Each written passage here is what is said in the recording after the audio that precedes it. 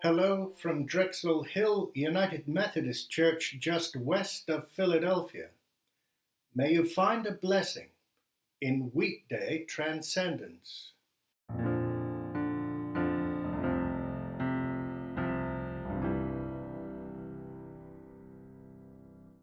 When I look at your heavens, the work of your fingers, the moon and the stars that you have established, what are human beings that you are mindful of them, mortals that you care for them?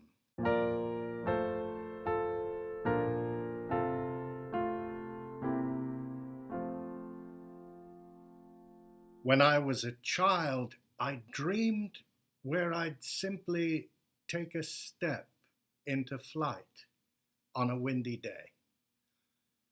Our fascination with flight is ancient and goes back at least to the story of Icarus.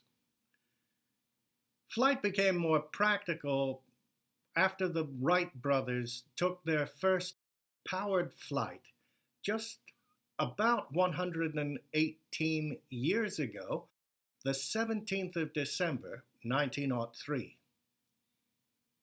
Flight has changed history.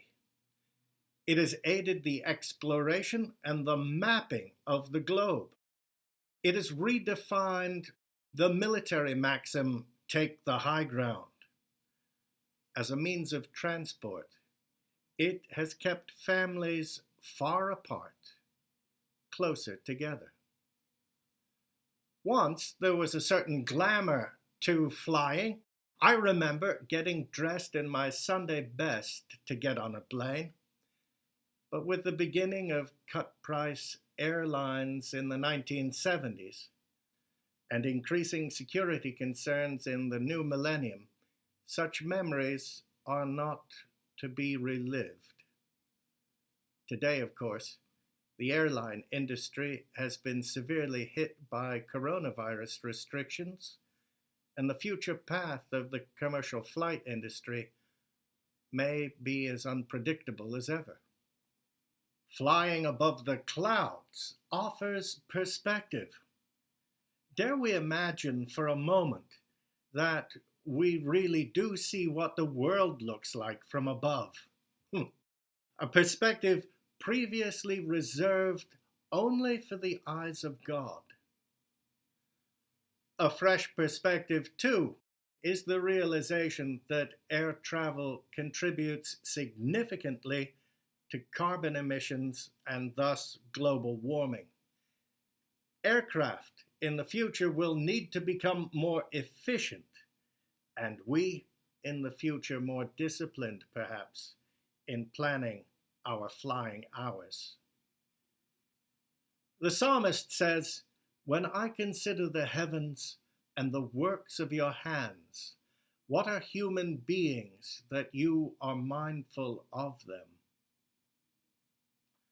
Well, people who fly, whether in spirit or in truth, or whether in spirit and in truth, must ensure that we preserve the earth and the heavens for future generations to experience.